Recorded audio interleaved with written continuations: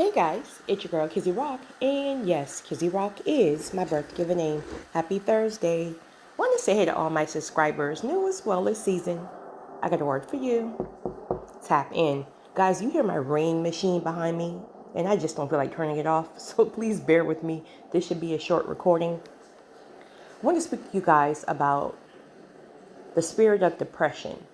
There's a lot of people who are dealing with the spirit of depression right now.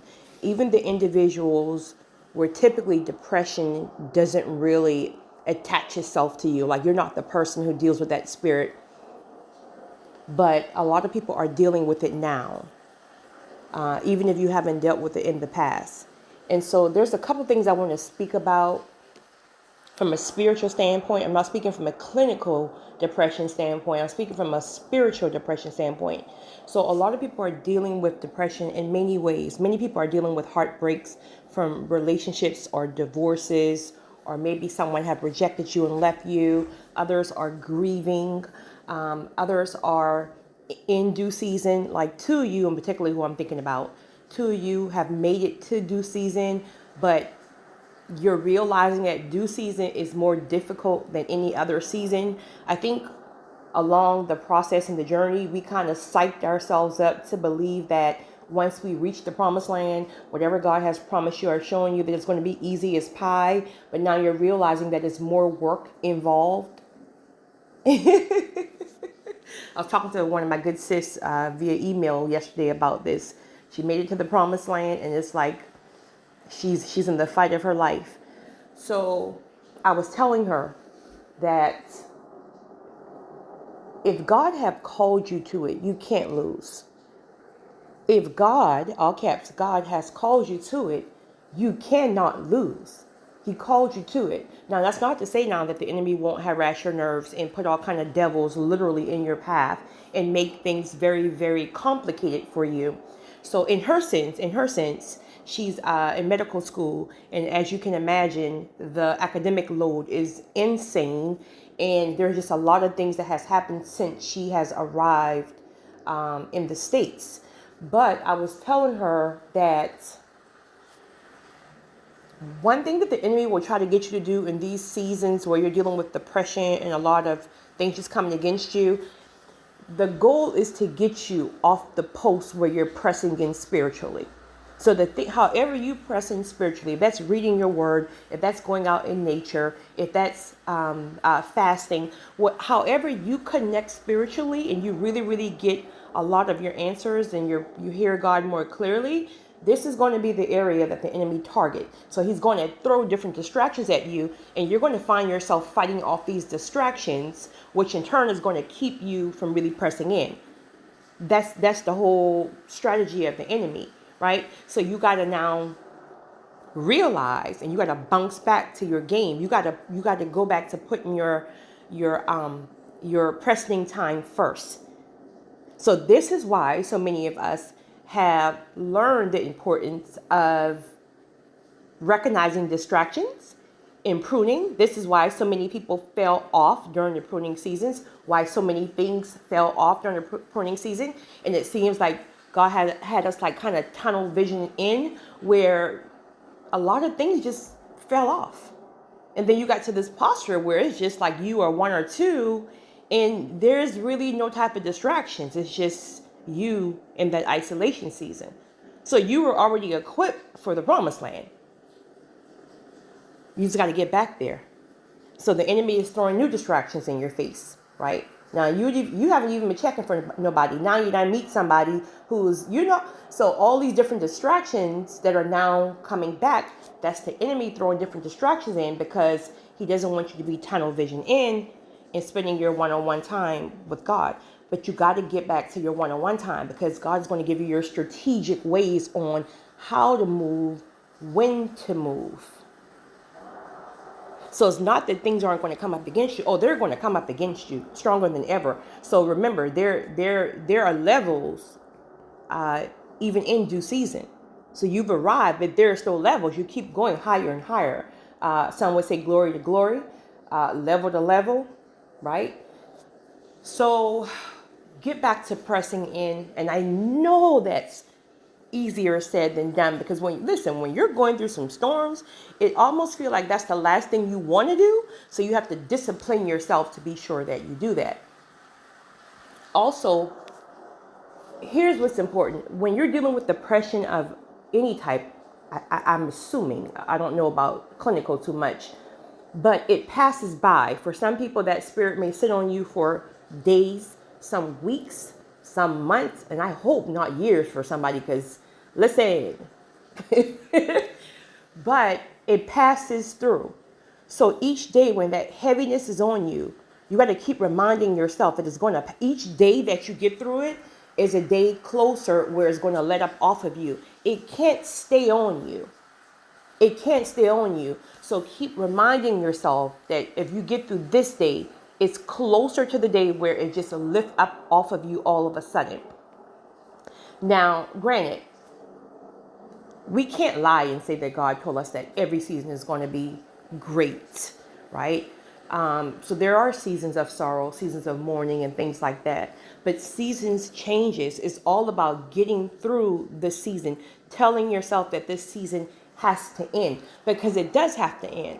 And also, before major breakthroughs, and I can speak about this from my own personal life in general, before those major, and I'm not speaking about just like little small breakthroughs, before major breakthroughs, you will hit the darkest season of your life. Before major blessings, you will hit the darkest season of your life. And this is not just a season where you bumped your toe and fell down. This is a season where, like, seriously, you're dropped. You're dropped to your knees and you're literally wallowing in quicksand. Every time you try to get back up, you fall down. Those kind of seasons like that, most people give up. And this is why most people don't get to see the blessings or the promised land, because they give up right there. Either they revert back or they just give up and they kind of allow that quicksand to just overtake them. Listen, fall, right? You will fall, but you got to get back up. And many times this is a mental perspective, because physically you just listen, right? But mentally, you got to have the mental and you got to think like a lion, seriously, or whoever the most raw animal is. I don't even know. You got to have that mindset, that mentality of, listen, I'm going to keep pressing. I'm going to keep fighting. You literally have to have that mindset. Most people that you know who have achieved great things in their lives, and people who you admire and things like that, these are people who just never gave up. These people took some hits. If they told you or not, they took some hits. It's that mindset that you just can't give up. You have to keep being strategic. And even if you get hit when you try, you get hit, you fall down again, right? Take 2 days, stay down, get back up, right? 3 days, you're good, you take another hit, you fall back down. But your mindset have to be, you know what? Oh, Satan, you got me. I ain't gonna lie, you got me real good with this one. Oh, but I'm getting back up. Oh, just give me some time. I'm getting back up from this heartbreak. Give me some time. I'm getting back up for this, that, and the third. It's a mindset shift. You got to be bold. You got to be fearless when it comes down to certain things. Because life is straight lifing right now for most people, especially from reading your emails. I've had emails about people who are going through a divorce, and these are people who are much more mature and just never even knew that their wife would have a midlife crisis or vice versa. And it's like they're starting life back over at 65, which is still young. Listen, I done told y'all, like, don't email me with the, oh, I'm 65, I'm old. Listen, if you're not 90 plus, don't hit me with the I'm old, period. That's not my perspective on life, and it shouldn't be yours. Ride this thing till the wheels fall off. 65 is still young. 65 is still young. It's all about a mindset. Stop allowing society and people to put labels on you or no, we're not doing that. Where? What we doing at? No. We riding this thing till the wheels fall off. Point blank, period. Stop putting labels on yourself. That's what's going to keep you down. A lot of people are stuck because they're really stuck with a lot of labels. Oh, I'm old. Oh, I'm disabled. Oh, I'm have no edges. And I don't have a receding hairline. I have a receding hairline. I have the, stop putting those labels on yourself. Seriously. Another thing is popping up in my spirit. One of my good sis emailed me in regards to, she is dealing with this spirit of depression right now. So she feels like a lot of the things that God had her working on before this spirit came upon her, that it's just sitting to the wayside, and she feel like God is going to punish her because she's not working on things. Listen, God gets it. God knows we're human. God knows where you are. Now, it's one thing now if you can feel that grace on you, but you feel like God is pressing you and telling you, hey, still keep writing that book. I know you're in a season where it's heavy right now, but still keep writing. Just do a little bit at a time. You will know, you will feel it in your spirit. There will be a grace upon you that will give you just a little bit of energy to write. But then there are some seasons where God just needs you to stand completely still. And then the enemy will have you thinking like you're going to miss it. There's a deadline. You're going to miss it. From my experience, how God works is, even if God paused you on something, sometimes, first of all, we start things and we didn't really have the okay or the go to do it anyway, right? But then there's sometimes where you do start it and then you hit a season like this and you pause it. But from what my experience with God to do is, when that spirit lifts up off of you, there's going to be an energy that comes on you. And it's going to be a grace that you can literally finish that book in one night. So it's like God catches you up. So it's not like you're going to miss the deadline. That's what the enemy is telling you, right? You'll miss the deadline if you feel like God is telling you to continue, but then you yourself are saying, no, I can't do it. But if you feel just a little bit of grace upon you, right? Because for me, I'm a writer in general. I write like I speak. So I can write a whole book in a night if I choose. But if it's me and I don't have the okay from God, nothing comes to me. There's like a block. So anything I write is going to be all flesh and it's just going to be nothing basically. But if God is calling me to continue to write or continue to whatever he has me doing, continue making YouTube videos, then it flows like water. It flows like water. So those 2 months last year that I took off, I had nothing to give. If I tried to make a recording, nothing would come to me in the spirit. So that's how I knew God needed me to pull away from YouTube for those 2 or 2.5 months. So that's how you will also know when God is calling you to do something. So don't feel like if you have a pause and nothing is moving and you just can't move. Sometimes God just needs us to be still in the season. But we have a hard time doing that because we're so used to doing things. I think that's all I wanted to speak about. But if that spirit of depression is on you, listen, also, this is why it's also important to have some real solid people on your team in general. Because when you got solid people on your team, they can feel what you're going through. They can literally feel it. And then they pray behind the scenes. Like there's 3 people in particular who I know who God really had me praying for behind the scenes, right? 2 know it and 1 don't. But this is why it's crucial for you to have solid people on your team so they can really stand with you. They can really pray with you and pray that spirit of depression up off of you. Another thing, don't allow people to make you think that you're lazy or you're this or you're this, that, and the third because you don't grieve the way they grieve.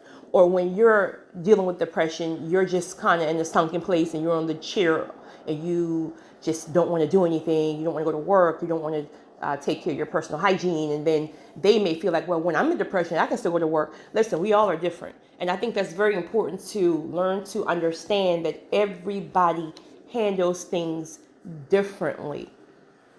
Everybody handles things differently. Like I'm personally in a place in my life that if I'm going through certain things and I've really communicated with you on how I deal with certain things, how I grieve, how I deal with this, that, and third, and you're trying to manipulate me or make me think bad about the way I have to grieve, how I have to get through a dark season, I will cut you off in a second.